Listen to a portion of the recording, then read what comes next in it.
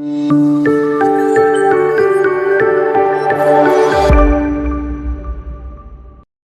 Morning students. देखिए, आज आपका फर्स्ट डे फर्स्ट क्लास है ना।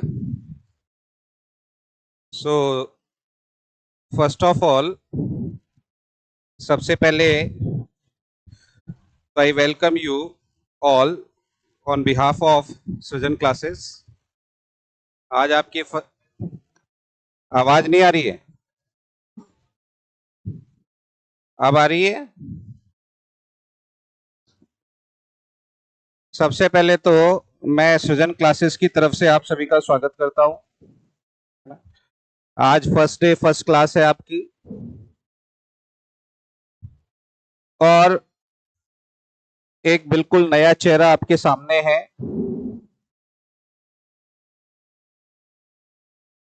हो सकता है कईयों ने पहले देख रखा हो इस चेहरे को, कई पहली बार देख रहे होंगे। तो मैं मेरे बारे में बता देता हूं। I am doctor KB. Khandelwal, MA, MPhil, PGDBF, PhD in economics, net set JRF, और मैं लगभग 18 साल से पढ़ा रहा हूं। और आपके सिलेबस में जो इकोनॉमिक्स का कंटेंट है उसको हम कंटिन्यू करेंगे, ठीक है ना। वैसे तो देखो, ऑफिशियली अभी आपका कोई नोटिफिकेशन नहीं आया और इस बार का सिलेबस नहीं आया है, तो हम अभी पिछली बार जो सिलेबस चेंज हुआ हमारा, उसके बेसिस पर क्लासेस को कंटिन्यू करेंगे। क्योंकि अब की बार भी जो सिलेबस आएगा, कम चांस है, क्योंकि लास्ट टाइम ही सिलेबस चेंज किया गया था, लेकिन मान लो गवर्नमेंट चेंज हुई है, थोड़ा बहुत कर देंगे, तो 19-20 एक दो टॉपिक ऐड हो जाएंगे, एक दो टॉपिक हट जाएंगे, इससे ज्यादा कोई बड़ा चेंजेस नहीं होगा, ठीक है ना। तो देखिए, आज फर्स्ट क्लास में सबसे पहले सिलेबस का ही थोड़ा सा बैकग्राउंड ले लेते हैं अपन, कि पूरे इकोनॉमिक्स के सिलेबस में हम क्या क्या चीजें कवर करने जा रहे हैं। तो अगर मैं सिलेबस की बात करता हूं, तो आपके सिलेबस में 3 पार्ट्स में सिलेबस को डिजाइन कर रखा है। एक सीनियर सेकेंडरी लेवल, एक ग्रेजुएशन लेवल और एक पोस्ट ग्रेजुएशन लेवल। 12वीं के स्तर का, बीकॉम के स्तर का और एमकॉम के स्तर का। अगर मैं सीनियर सेकेंडरी लेवल की बात करूं, तो सीनियर सेकेंडरी लेवल में आपके सिलेबस में 3 पॉइंट्स के अंदर चीजों को कवर कर रखा है। एक टॉपिक डाल रखा है रूरल डेवलपमेंट की इश्यू, बस इतना लिख के छोड़ रखा है। अपने आप में बहुत बड़ी चीज है रूरल डेवलपमेंट। अब कई स्टूडेंट्स बोलते हैं कि साहब पहले सिलेबस में एग्रीकल्चर थी, अब एग्रीकल्चर को छोड़ दे क्या? नहीं छोड़ना, क्योंकि रूरल डेवलपमेंट में एग्रीकल्चर इनडायरेक्टली समाहित है, ठीक है ना। इसको हम डिटेल से लेंगे, रूरल डेवलपमेंट को। उसके बाद एम्प्लॉयमेंट प्रॉब्लम एंड पॉलिसीज, रोजगार समस्याएं व नीतियां, इसमें हम डिटेल से स्टडी करेंगे कि एम्प्लॉयमेंट, अनएम्प्लॉयमेंट, एम्प्लॉयमेंट कितने तरीके का होता है, अभी सिनेरियो क्या है फॉर्मल एम्प्लॉयमेंट का, फॉर्मल इनफॉर्मल दोनों, ठीक है ना। उसके बाद ये सिलेबस में है इकोनॉमिक रिफॉर्म सिंस 1991, 1991 से आर्थिक सुधार। इसमें आपके दे रखा है need and main features, liberalisation, globalisation and privatisation, आवश्यकता और मुख्य विशेषताएं, उदारीकरण, वैश्वीकरण और निजीकरण। ये 3 पॉइंट आपके सीनियर सेकेंडरी लेवल के दे रखे हैं, उच्च माध्यमिक स्तर के। उसके बाद चले हम ग्रेजुएशन लेवल, स्नातक स्तर पर। तो स्नातक स्तर में सबसे पहले दे रखा है आर्थिक वातावरण या पर्यावरण, इकोनॉमिक एनवायरनमेंट, और इकोनॉमिक एनवायरनमेंट में लिखा हुआ है meaning factors affecting economic environment, आर्थिक पर्यावरण का अर्थ और उसको प्रभावित करने वाले कारक। उसके बाद सिलेबस में मेंशन है basic features of Indian economy, भारतीय अर्थव्यवस्था की बुनियादी विशेषताएं या मुख्य विशेषताएं।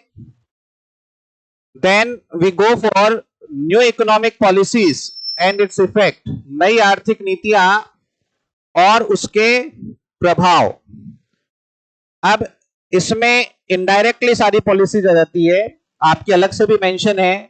बेसिकली हम अलग अलग पढ़ेंगे, fiscal policy, monetary policy, foreign trade policy, agriculture policy, ये सारी पॉलिसीज कुल मिला के न्यू इकोनॉमिक पॉलिसीज के अंदर आ जाएगी, ठीक है ना। इंडस्ट्रियल पॉलिसी, फॉरेन ट्रेड अलग से नया टॉपिक होगा।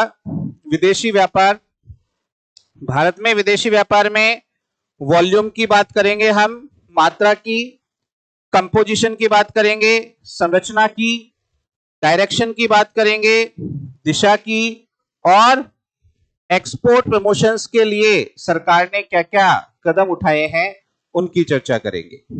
तो निर्यात प्रोत्साहन की बात करेंगे। फिर एक सेपरेट टॉपिक रहेगा हमारा नेशनल इनकम, राष्ट्रीय आय। राष्ट्रीय आय में डेफिनेशन की बात करेंगे, परिभाषा, उसके मेजरमेंट, उसके बहुत सारे कॉन्सेप्ट चलते हैं, distribution and economic welfare. Last में फिर हम इकोनॉमिक वेलफेयर से इस टॉपिक को खत्म करेंगे, वितरण और आर्थिक कल्याण। इसके बाद में अगर पीजी लेवल की मैं बात करता हूं, पोस्ट ग्रेजुएशन लेवल की मैं बात करूं,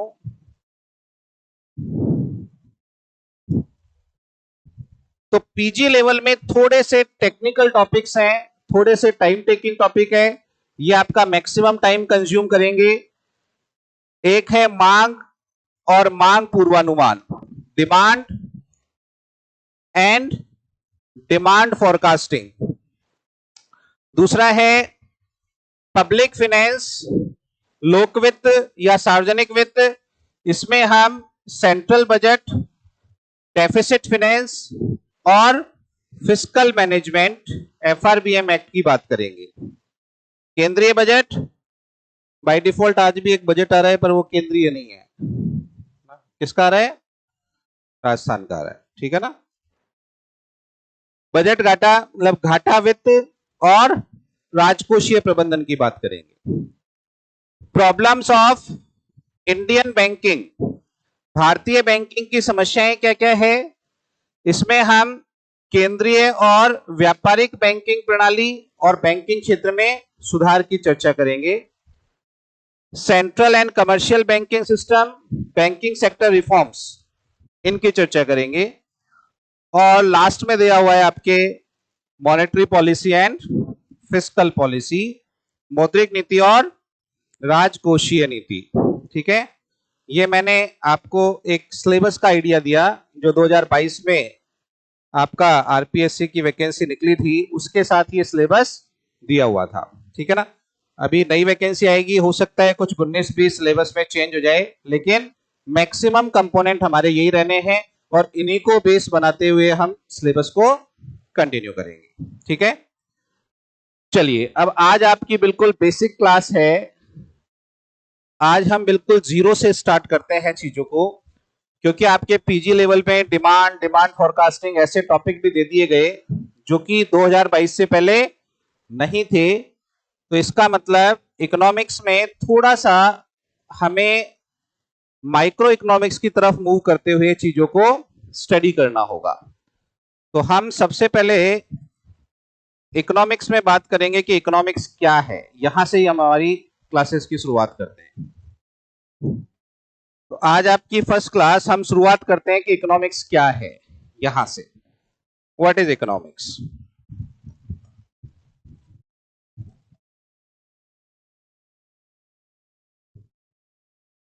हिंदी में इसको बोलेंगे अर्थशास्त्र।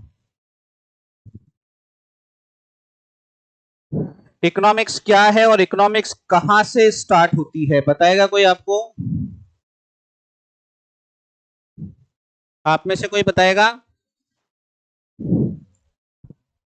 अच्छा, आप में से ऐसे विद्यार्थी कौन कौन है जिन्होंने इकोनॉमिक्स पढ़ी है कभी? अच्छा, ऐसे कौन कौन है जो पहली बार पढ़ रहे हैं? बाकी समझ नहीं पा रहे कि आपने पढ़ी है या नहीं पढ़ी है।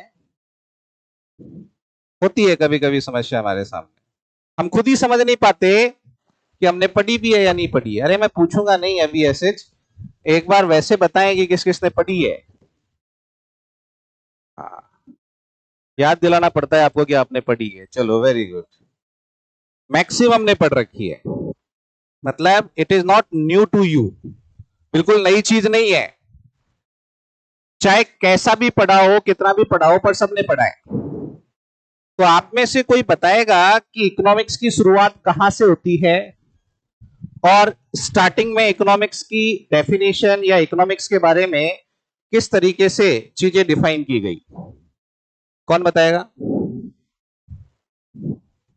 बताएगा कोई कहां से स्टार्ट हुई?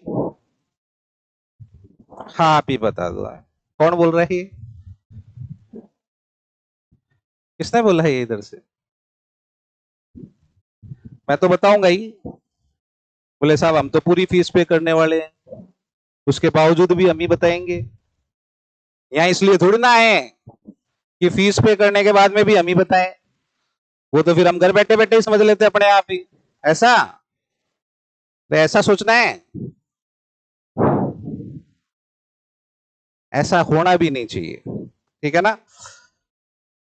आप कोशिश करें, एफर्ट्स करें, प्रयास करें, क्या होगा?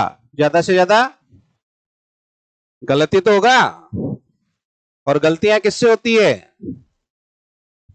अरे जो कोशिश करता है, जो काम करता है, जो एफर्ट्स करता है, जो प्रयास करता है, उसी से तो गलती होगी ना। जो प्रयास ही नहीं करता, एफर्ट्स ही नहीं करता, वो काहे की गलती करेगा? तो अगर आप गलती कर रहे हैं, उसमें भी सबसे बड़ी पॉजिटिव चीज क्या है कि आप कम से कम एफर्ट्स तो कर रहे हैं। सो बिना एफर्ट्स के मत रहो कभी भी लाइफ में। बिना एफर्ट्स के कुछ नहीं मिलता। जितनी गलती करोगे उतना ही सीखोगे। लाइफ में सबसे बेस्ट टीचर होता है गलती। जब इंसान खुद करता है, खुद गलत करता है, तब वो सबसे अच्छा सीखता है। यहां चाहे मैं आपको कितना भी बहुत अच्छे तरीके से पढ़ा के बिल्कुल सेट करके भेज दूं, लेकिन जब तक आपने खुद से कोशिश नहीं की चीजों को समझने की, कुछ नहीं सीखोगे। आपने देखा होगा मैथ्स के क्वेश्चन हुआ करते थे 5वीं 6वीं क्लास में, आपने कई बार देखा होगा। कईयों को तो इतने बढ़िया टीचर मिले, किताब का एक एक क्वेश्चन बोर्ड पे सॉल्व करा दिया और आपने कॉपी में कर दिया, एग्जाम में कर भी आए, लेकिन बाद में साफ। कई मेरे जैसे होते थे, क्वेश्चन सारे नहीं कराए जाएंगे, एक क्वेश्चन समझा दिया, बाकी घर से करके लाइए। और घर से करके लाने के बाद में भी कॉपी चेक करते थे, कहां किया तूने। लेकिन आपने देखा होगा कि अगर किसी क्वेश्चन में घर पे आपने 10 मिनट लगाई और वो आपसे सॉल्व नहीं हुआ, और फिर अगर टीचर ने बोर्ड पे समझाया, तो शायद आपको आज तक याद होगा यार वो क्वेश्चन इस तरीके से सॉल्व हुआ था। क्यों? क्योंकि आपने आपकी खोपड़ी लगाई, वहां पे आपने एफर्ट्स किए, आपने गलतियां की, और आपको पता लगा कि मैं गलती कहां करता हूं क्वेश्चन सॉल्व करने में। और अगर टीचर डायरेक्ट बोर्ड पे सॉल्व कर देता और आप लिख लेते ना, तो हो सकता है कुछ पल के लिए आपको याद रहता, लेकिन परमानेंट याद नहीं रहता वो। समझ में आ रही बात? तो ट्राई टू डू एफर्ट्स। तो बताएगा कोई आप में से कि इकोनॉमिक्स की शुरुआत कब हुई है? चाणक्य के। कई तो सोच रहे हैं, बोले साहब हमारे लिए तो आज से हो रही है। नहीं, ये जिन्होंने पढ़ा है उन्होंने सोच रहे होंगे 11वीं क्लास से। 11वीं क्लास से हुई ना, पहले थोड़ी तो इकोनॉमिक्स 11वीं में आई ना, इकोनॉमिक्स पहली बार। इन्होंने कहा साहब चाणक्य से। इन्होंने चाणक्य बोल दो, कौटिल्य बोल दो, एक ही बात है। कौटिल्य ने अर्थशास्त्र के नाम से एक पुस्तक लिखी, लेकिन बेसिकली उसमें अर्थशास्त्र नाम की कोई चीज नहीं थी। That was basically administrative setup की, एक राजा कैसा होना चाहिए, उसका प्रशासन कैसा होना चाहिए, ज्यादा उसी चीज पे फोकस किया गया था। तो इसलिए हम ऑफिशियली शुरुआत चाणक्य से नहीं मानते, बल्कि हम कहां से मानेंगे?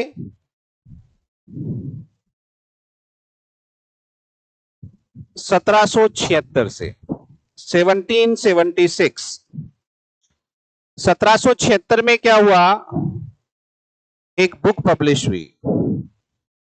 उस बुक का टाइटल था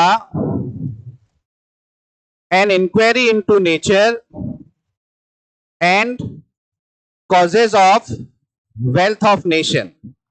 शॉर्ट में हम नाम बोल देते हैं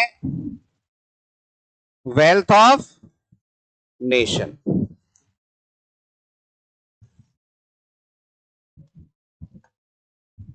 वेल्थ ऑफ नेशन, ठीक है ना? कई हिंदी वाले राष्ट्र का धन भी लिख देते हैं, गूगल ट्रांसलेशन में कई बार किताबों में भी आ जाता है, पेपर में भी आ जाता है, बट टाइटल एक बार इंग्लिश में है तो उसको ऐसे ही लिखना चाहिए ऑफिशियली। बेसिकली हम शुरुआत यहां से मानते हैं। इस बुक को लिखने वाले कौन? Adam Smith. Very good.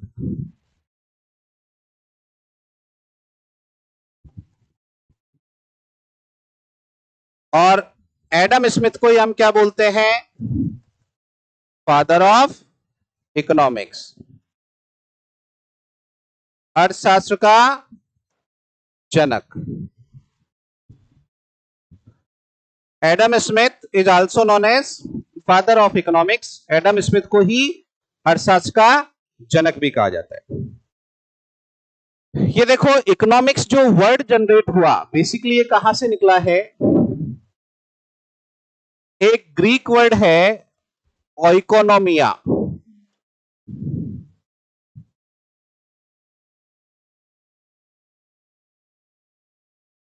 यहां से ये इंग्लिश का वर्ड जनरेट हुआ है इकोनॉमिक्स। और ओइकोनोमिया का मतलब होता है management of house hold. Management of house hold, घरेलू प्रबंध। आप अपने हाउस होल्ड को कैसे मैनेज करेंगे, उसमें किस तरीके से एक्सपेंडिचर करेंगे, आपका फाइनेंशियल मैनेजमेंट कैसा रहेगा, वहीं से वर्ड जनरेट हुआ। और उसको इंग्लिश में किस वर्ड से सब्स्टिट्यूट किया गया? इकोनॉमिक्स। ठीक है। इकोनॉमिक्स की ऑफिशियल शुरुआत हम 1776 से मानते हैं। 1776 में एक काफी फेमस बुक पब्लिश होती है। बुक का टाइटल था an inquiry into nature and causes of wealth of nation. Short में हम इसको वेल्थ ऑफ नेशन बोल देते हैं। इस बुक को एडम स्मिथ ने लिखा और एडम स्मिथ को ही हम फादर ऑफ इकोनॉमिक्स कहते हैं। समझ में आई यहां तक चीज? अगर आपसे पूछ ले कि फादर ऑफ मॉडर्न इकोनॉमिक्स कौन है, फादर ऑफ मॉडर्न इकोनॉमिक्स, आधुनिक अर्थशास्त्र का जनक, तो भी आंसर एडम स्मिथ ही है। आपसे पूछ ले फादर ऑफ माइक्रो इकोनॉमिक्स कौन है, तो भी आंसर एडम स्मिथ ही रहेगा। आपसे पूछ ले कि फादर ऑफ मैक्रो इकोनॉमिक्स कौन है, आगे हम पढ़ेंगे मैक्रो इकोनॉमिक्स क्या होती है, माइक्रो ये पढ़ेंगे आगे। अब कौन है बताना?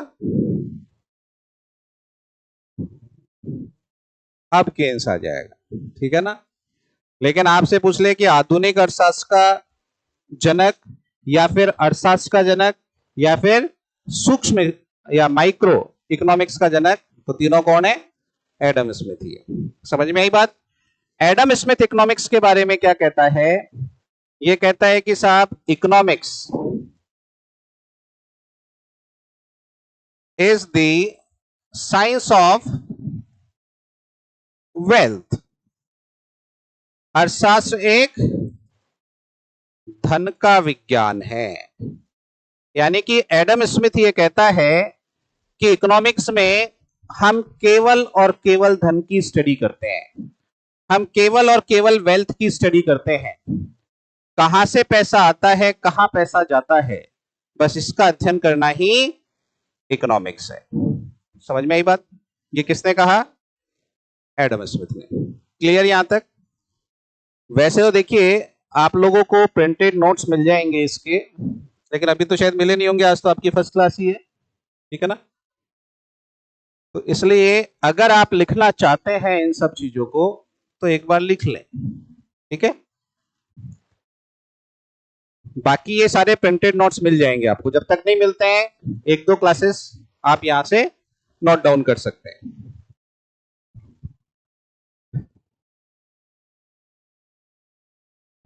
तो ओरिजिन ऑफ वर्ड इकोनॉमिक्स, अगर एक अर्थशास्त्र शब्द की उत्पत्ति हम देखें तो ग्रीक वर्ड और इकोनॉमिया से जनरेट हुआ है। उसका मतलब which means management of a family और ए हाउस होल्ड, जिसका अर्थ होता है परिवार या घर का प्रबंधन। फिर हम परिभाषाओं पे चले तो समय समय पर अलग अलग अर्थशास्त्रियों द्वारा इसकी अलग अलग परिभाषाएं दी गई है। वो कैसे कैसे दी है उनकी चर्चा करेंगे हम एक एक करके। नोटेड डाउन, बढ़े आगे। चलिए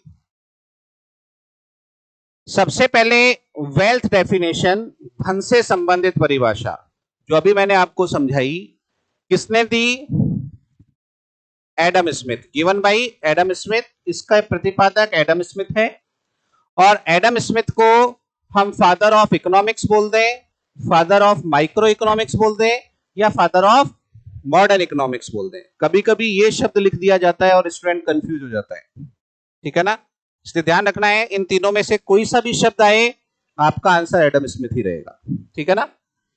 अर्थशास्त्र या व्यष्टि अर्थशास्त्र या आधुनिक अर्थशास्त्र के जनक एडम स्मिथ को ही कहा जाता है।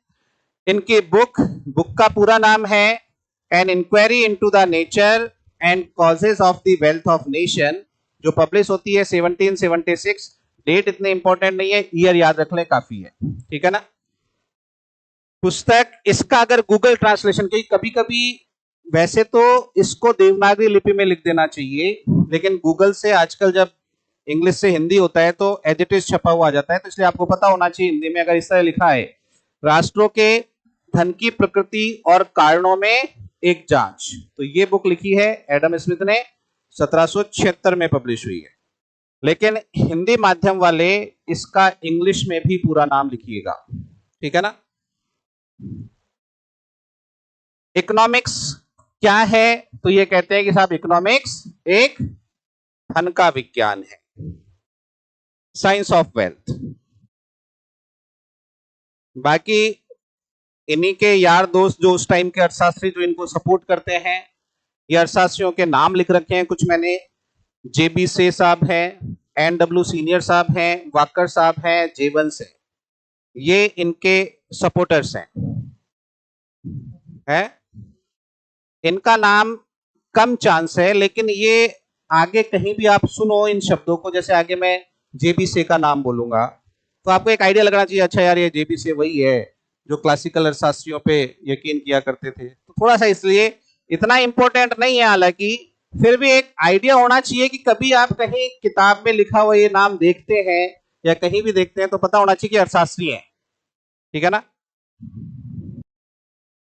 आप में से अंग्रेजी माध्यम के कितने कितने स्टूडेंट्स हाथ खड़े करिएगा? 7-8 है, वेरी गुड। इसमें तो फिर भी काफी है, बाकी कईयों में तो 1-2 होते हैं। मेरी क्लासेस पूरी बाइलिंगुअल चलेगी, हर सेंटेंस एक बार हिंदी में बोला जाएगा, एक बार इंग्लिश में बोला जाएगा। अगर मैं पहले इंग्लिश में बोल रहा हूं तो हिंदी वाले थोड़ा पैसेंस रखे, बोला हिंदी में भी जाएगा, और अगर पहले हिंदी में बोल दिया तो इंग्लिश वाले पैसेंस रखे, बोला इंग्लिश में भी जाएगा। हिंदी माध्यम वालों के लिए और भी ज्यादा अच्छी चीज है कि वही सेंटेंस इंग्लिश में कैसे बोला जाता है, कैसे लिखा जाता है, वो आपको पता लगे। क्योंकि अगर पूरी तरीके से आप हिंदी पे ही डिपेंड रहेंगे तो एग्जाम में 2-4 क्वेश्चंस के साथ आपको समझौता करना पड़ेगा, क्योंकि कई हिंदी के शब्द बहुत कॉम्प्लिकेटेड होते हैं, गूगल ट्रांसलेट करके वो कुछ भी लिख देता है। अगर आप उसकी इंग्लिश नहीं पढ़ोगे तो आपके वो क्वेश्चन गलत हो सकते हैं। आपको नोट्स भी बाइलिंगुअल मिलेंगे, हर टॉपिक के बाद में आपको क्वेश्चंस भी बाइलिंगुअल मिलेंगे, और अब तो शायद हो सकता है कि बुक ही प्रिंट करवाने की कह रहे थे सर, आपको बुक ही मिल जाए एज इट इज, पूरे नोट्स और क्वेश्चन सही, ठीक है ना।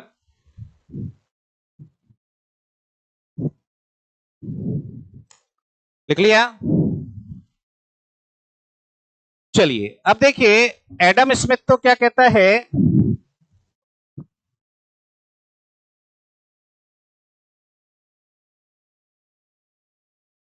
एडम स्मिथ ये कह रहा है कि अर्थशास्त्र क्या है, साइंस ऑफ वेल्थ। अर्थशास्त्र एक धन का विज्ञान है, ये कह रहा है एडम स्मिथ।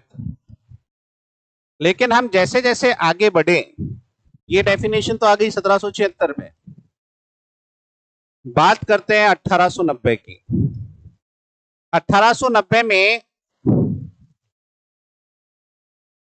एक और बुक पब्लिश होती है, उसका टाइटल होता है principles of economics.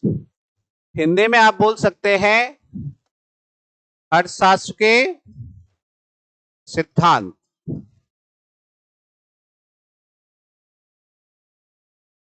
Principles of economics, ये बुक कौन लिखता है, एल्फ्रेड मार्शल, ए मार्शल, ए का मतलब एल्फ्रेड,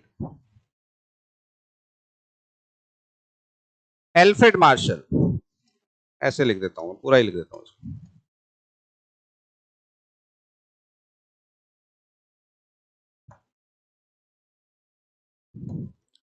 एल्फ्रेड मार्शल।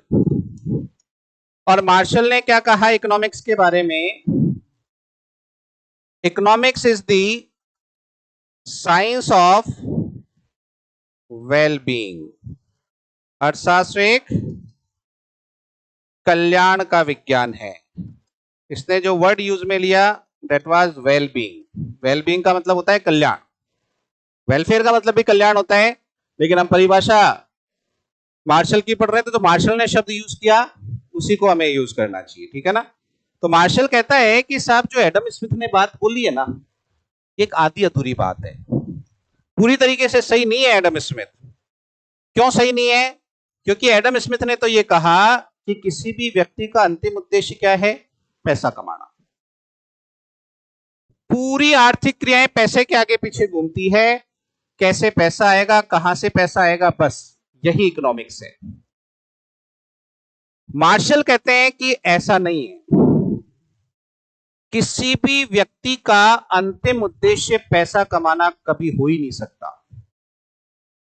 बल्कि पैसा तो एक माध्यम का काम करता है। अंतिम उद्देश्य क्या होता है, अपना कल्याण प्राप्त करना। मतलब how will you uplift your standard of living by that wealth, that is economics. इस पैसे से आप किस तरह से अपना जीवन स्तर ऊपर उठाएंगे, कैसे अपना जीवन स्तर सुधारेंगे, वो इकोनॉमिक्स है। ये किसका कहना है, मार्शल का। यानी कि Marshall shifted the emphasis from wealth to wellbeing. Wealth की जगह इसने किस पे फोकस कर दिया, वेलबींग पे, धन की जगह कल्याण पे। ये कह रहा है धन कमाना अंतिम उद्देश्य नहीं हो सकता, अंतिम उद्देश्य कल्याण प्राप्त करना। समझ में आई बात, क्लियर, लिख लें इसको भी।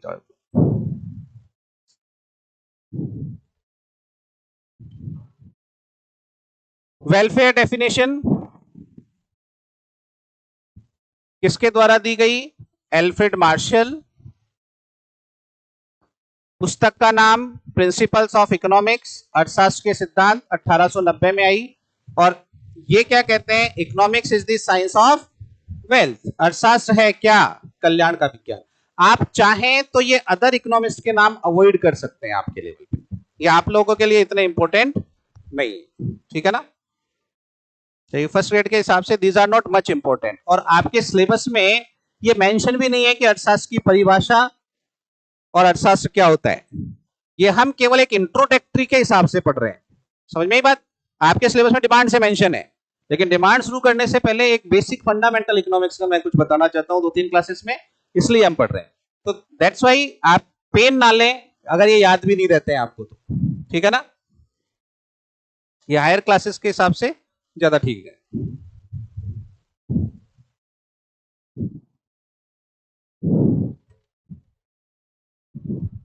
लिख लिया।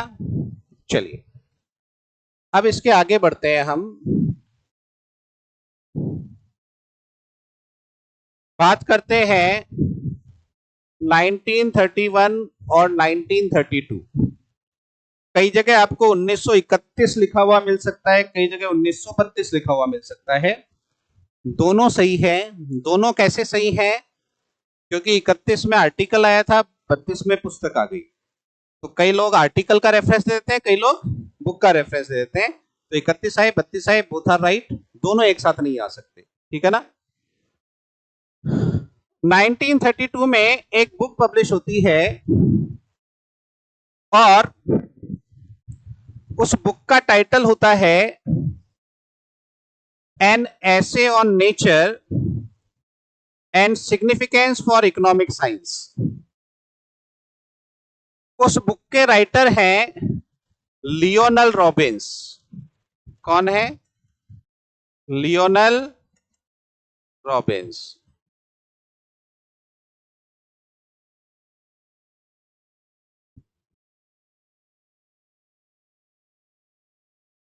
और लियोनल रॉबिन्स साहब एक बड़ा ही खूबसूरत सा शब्द इकोनॉमिक्स में इंट्रोड्यूस करते हैं और वो शब्द है स्कैरसिटी। हिंदी में बोलते हैं इसको दुर्लभता या फिर संकीर्णता। स्कैरसिटी। आप में से कोई बताना चाहेगा कि स्कैरसिटी क्या होती है? कमी, किसी चीज की कमी। और कोई?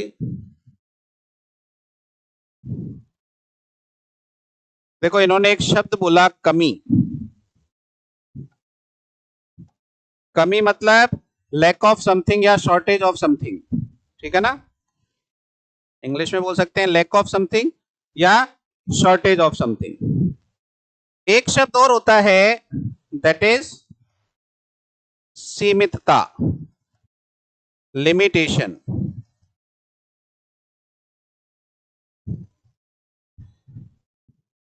आपके सामने दो शब्द है, एक शब्द है कमी और एक शब्द है सीमितता। Lack of something and limitation of something. क्या फर्क है इन दोनों शब्दों में? कोई बताना चाहेगा? आप इकोनॉमिक्स पढ़े हो नहीं पढ़े हो उससे कोई वास्ता नहीं है। मैं एक सिंपल तरीके से पूछ रहा हूं कि दो शब्द है, एक शब्द है सीमितता और एक शब्द है कमी। क्या दोनों शब्द सेम है या दोनों अलग हैं? और अलग हैं तो फिर फर्क क्या है?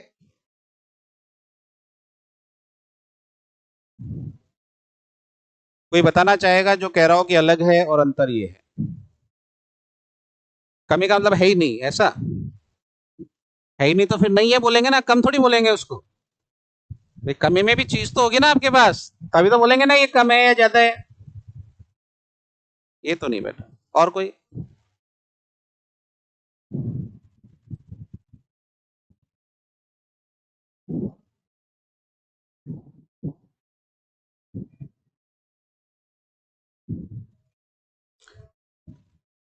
लिमिटेड पर्याप्त मात्रा में होता है।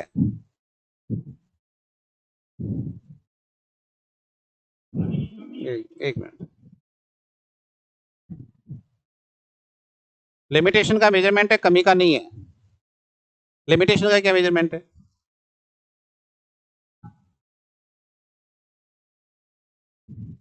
हाँ तुम बोलो क्या करते?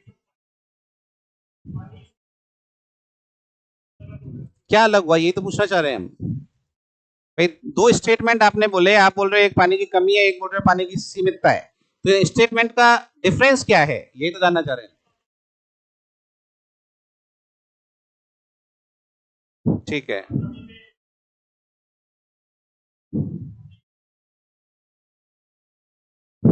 चलो देखो सुनिए। कोई भी चीज आपके पास लिमिटेड है, हाँ बोलो।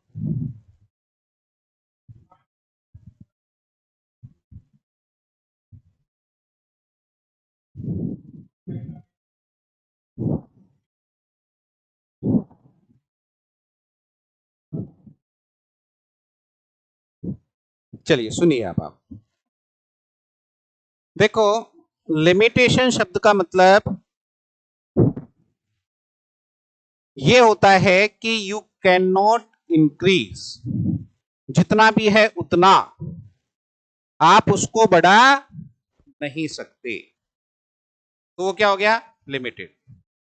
जितना भी है उसी को आपको यूज करना पड़ेगा, आपके पास कोई ऑप्शन नहीं है कि आप उसको बढ़ा सके।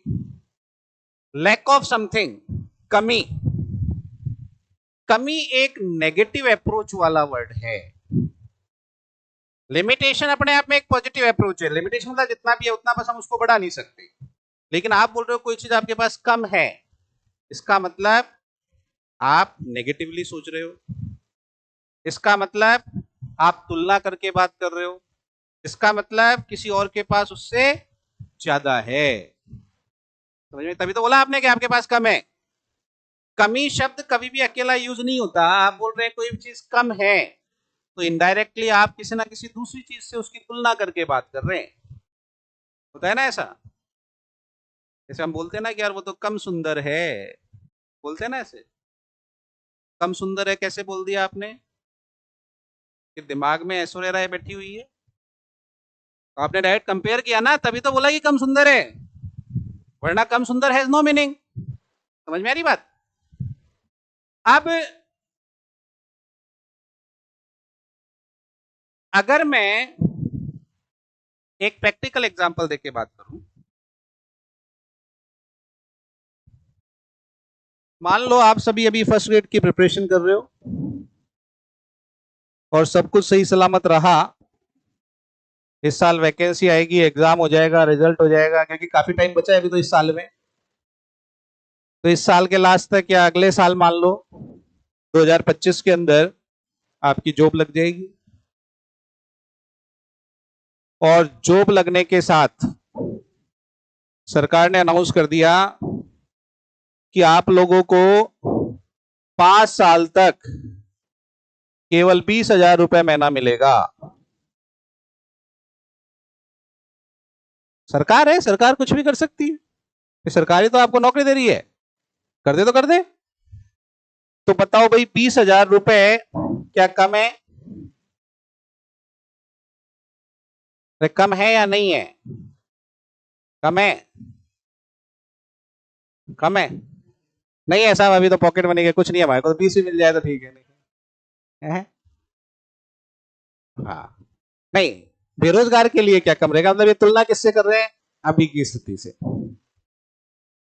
लेकिन अगर दूसरे राज्य में देखा जाए तो वहां जिस दिन नौकरी लगती है ना, गुजरात में जिस दिन नौकरी लगती है, पहले दिन से आपकी इनकम 60,000 रुपए महीना मिलती है। अब बताओ कम है कि नहीं है? कम है ना भाई? अगर भजन लाल जी आपको 20,000 दे रहे हैं तो कम ही हुआ ना?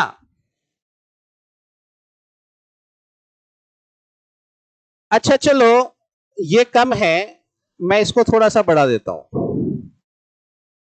मान लो इसको 40 कर दिया जाए, बताएं आप कम है क्या?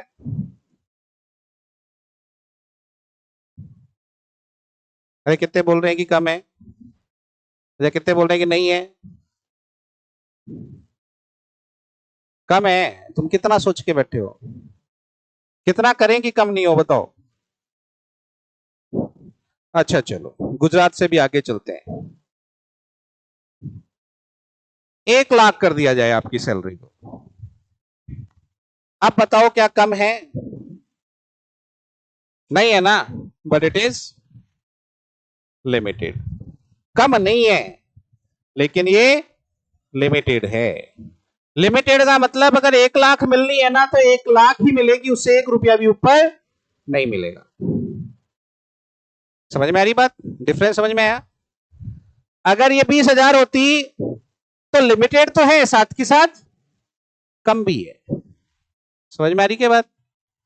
यानी कि जब कभी भी कम शब्द बोला जाए वो तो तुलना करके बोला जाएगा, ठीक है।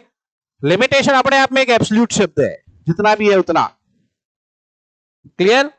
एक निरपेक्ष शब्द है जिसका अपना मीनिंग है। कमी शब्द का अपना कोई मीनिंग नहीं है जब तक कि आप दो चीजों की तुलना नहीं करते। अब अगर हम अर्थव्यवस्था में संसाधनों की बात करें तो संसाधनों के साथ कौन सा शब्द यूज में लिया जाता है हमेशा? सीमितता, लिमिटेशन।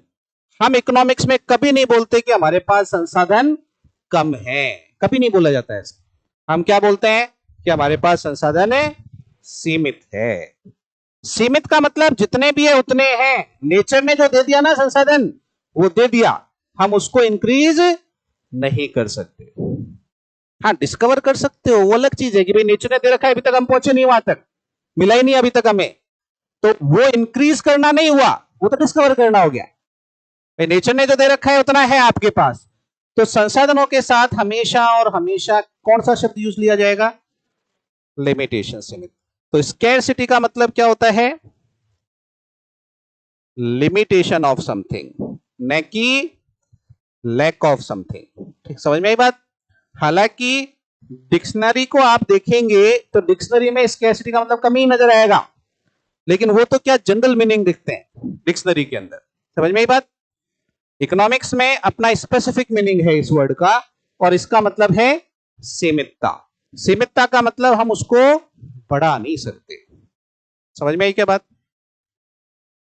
तो देखो, लियोनल रॉबिन्स ने कहा, एक बड़ा ही प्यारा सा शब्द दिया, स्कैरसिटी।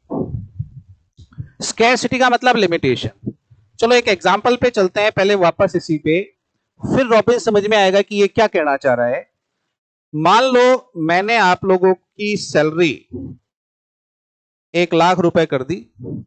1,00,000 रुपए महीने के मिलेंगे, जैसे गणित में मानते थे ना, माना एक्स कोई भी चीज, वैसे ही माना आपकी सैलरी 1,00,000 रुपए। और आज वो कयामत का दिन है जब आपको अपनी पहली सैलरी मिलने वाली है।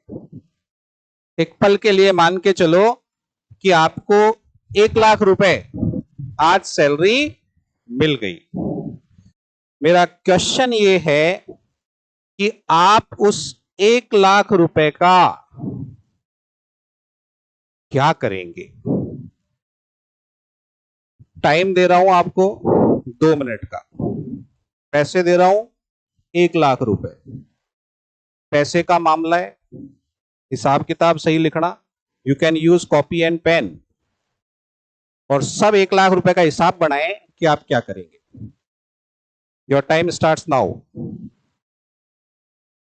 सबसे पूछा जाएगा कि आप क्या करोगे 1,00,000 का।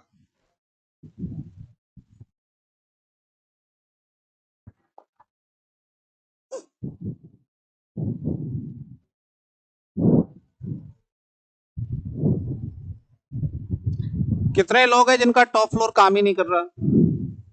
हमारे को समझ में ही नहीं आ रहा है कि हम क्या करें। पहले कभी देखे नहीं, पहली बार देखेंगे 1,00,000 रुपए तो वही चक्कर खा के गिर जाएंगे हम। तो पहले उठाना पड़ेगा किसी को।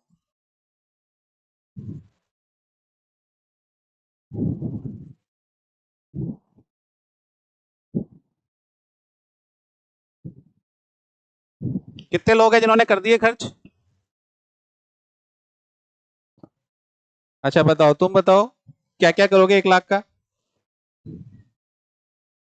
सबसे पहले तो धर्मार्थ है ना, कहीं जीवना स्वमणि टाइप की चीज है ना, ये करेंगे साहब। ये तो पूरे 1,00,000 का। तुम बताओ तुम क्या करोगे?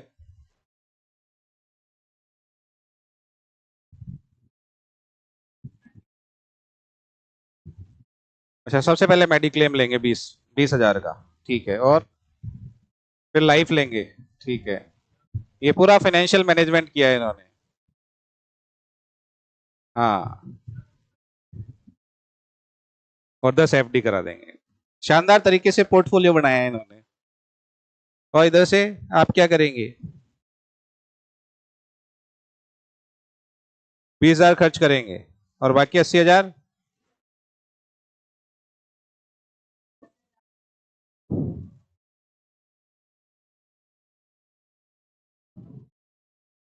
सपने भी पूरे करेंगे। कार खरीदना है, डाउन पेमेंट, हाँ तो डाउन पेमेंट कर दोगे। अच्छा, डाउन पेमेंट का तो पहले से ही तय कर रखा है, आप ईएमआई भरेंगे, उनको दे देंगे। चलो, सास ससुर के बारे में भी कुछ सोचा तो, पीछे वाले भी कुछ सोच रहे हैं इधर से, तुम बताओ, तुम क्या करोगे? हाँ हाँ, तुम ही बताओ। अरे बोलो।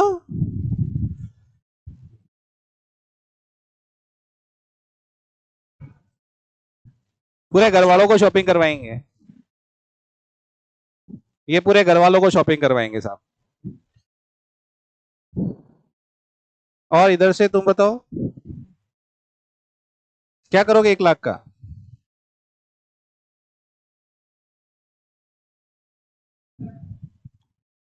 तो 50 तो पापा को दे दिए, और बाकी 5 भाई बहन है तो वो खर्च करेंगे, उनके लिए सामान वामान ले आएंगे। देखो, वैसे सबने अपना अपना हिसाब लगाया है, और हिसाब लगाने में बड़ी समस्या भी आई आपको।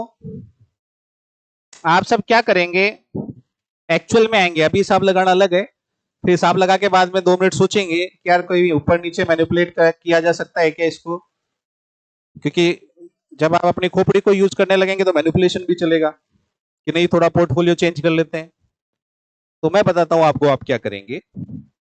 देखो, जैसे आपको 1 लाख अकाउंट में दिखे, ठीक है, आजकल चेक वेक तो मिलता नहीं है, डायरेक्ट एनईएफटी होगा आपके अकाउंट के अंदर। तो जैसे आपके अकाउंट में आपको क्रेडिट दिखाई दिए 1 लाख रुपए, तो आपका टॉप फ्लोर काम करना शुरू कर देगा। पता नहीं इस खोपड़ी में अब से पहले कोई आइडियाज आते थे या नहीं आते थे, लेकिन अब बहुत स्पीड से काम करेगा। सबसे पहला आइडिया आएगा कि यार ये मेरी पहली सैलरी है, घर वालों ने मेरे को इतना लिखाया पढ़ाया, इस लायक बनाया कि मैं पैसे कमा सका, या सकी, आप लोग नाराज मत होना, मैं सका सकी एक साथ ही चलता है ना। तो पहली सैलरी पे तो उनका हक बनता है, तो पहली सैलरी उनको दे दी जाए। दूसरा आइडिया आएगा, यार घर वालों को क्या जरूरत है पैसों, उनके पास तो ऑलरेडी इतना सारा है, तो जरूरत तो आज हमें नहीं, घर वालों को नहीं देना। ये तो पहली सैलरी है, इसका तो 1 रुपया भी खर्च नहीं होना चाहिए, पूरी की पूरी सेविंग अकाउंट में डाल के रखते हैं। नेक्स्ट आइडिया आएगा, यार सेविंग अकाउंट में डालने से क्या होगा, कोई रिटर्न नहीं मिलता आजकल, बल्कि इसको तो हम शेयर मार्केट में इन्वेस्ट कर देते हैं। नेक्स्ट आइडिया आएगा, 3 दिन पहले ही पेपर में आया था शेयर मार्केट गिर गया, पता नहीं, बहुत अनसर्टेनिटी है। नहीं, शेयर मार्केट में नहीं, बल्कि अब तो स्कूल लेक्चरर बन गए, ये म्यूचुअल फंड सही है का ऐड कर रहे हैं, तो स्कूल लेक्चरर बन गए, कुछ अपने भी तमन्नाएं हैं, जिज्ञासाएं हैं, है ना, कुछ डिजायर्स है हमारी भी, उनको पूरी करते हैं। एक बढ़िया सा 4 व्हीलर खरीद लेते हैं, है ना, डाउन पेमेंट कर देते हैं, बाद में ईएमआई पे करते रहेंगे, क्योंकि अब तो नौकरी लग गई ना। फिर आइडिया आएगा कि यार ये जयपुर जैसी सिटी में 4 व्हीलर, अरे बहुत मुश्किल है ना, कभी टाइम पे पहुंच ही नहीं पाएंगे, अपने तो 2 व्हीलर ही सही है जयपुर में तो, ठीक है ना। बल्कि दोस्त लोग बहुत पीछे पड़े हुए हैं, बोले आज तक कोई ढंग की पार्टी नहीं दी, तो कम से कम उनकी नजरों में छा जाते हैं, उनको एक बढ़िया सी 5 स्टार होटल में पार्टी दे देते हैं, इसको लेक्चर बन गए। फिर नेक्स्ट आइडिया आएगा, अरे यार दोस्त ही तो है, क्यों पैसा बेकार करना, एक एक समोसा खिला के भी काम चला सकते हैं उनको, हो जाएगी पार्टी चाय समोसे वाली। बल्कि अब तो स्कूल लेक्चर बन गए, एक बढ़िया सा किसी मल्टी स्टोरी में अच्छा सा फ्लैट देखते हैं, जिसके बाहर हम नेम प्लेट लगा सके, school lecturer this this this. कहने का मतलब क्या हुआ, आपकी खोपड़ी में बहुत सारे आइडियाज आने लगेंगे।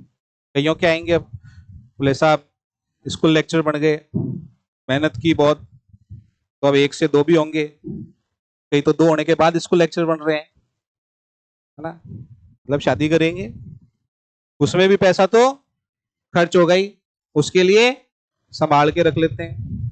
इतने सारे आइडियाज आएंगे, लेकिन प्रॉब्लम क्या है कि आपके पास 1 लाख ही है और आइडियाज कितने सारे हो गए। क्या करोगे आप?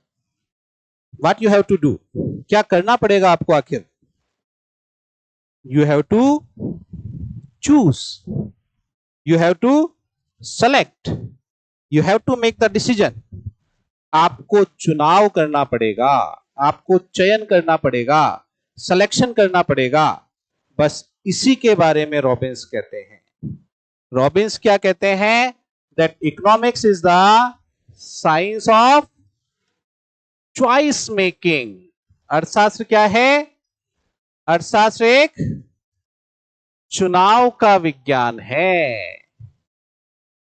ये बड़ी इंपॉर्टेंट डेफिनेशन निकाली लियोनेल रॉबिन्स ने।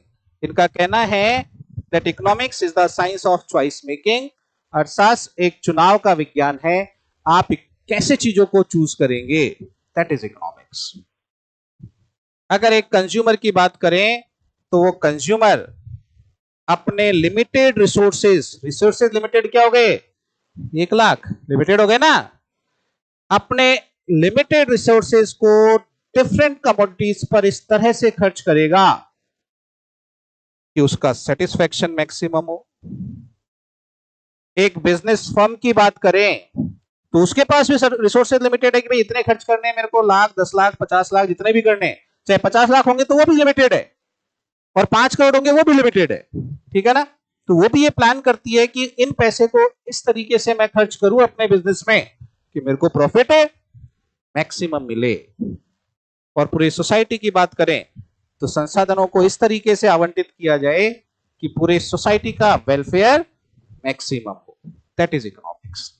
ये कहते हैं लियोनेल रॉबिन्स, इकोनॉमिक्स एक ऐसा विज्ञान है जिसमें सीमित संसाधनों को इस तरीके से आवंटित किया जाता है कि एक उपभोक्ता को अधिकतम संतुष्टि मिले, एक उत्पादक को अधिकतम लाभ मिले और समाज का कल्याण अधिकतम हो।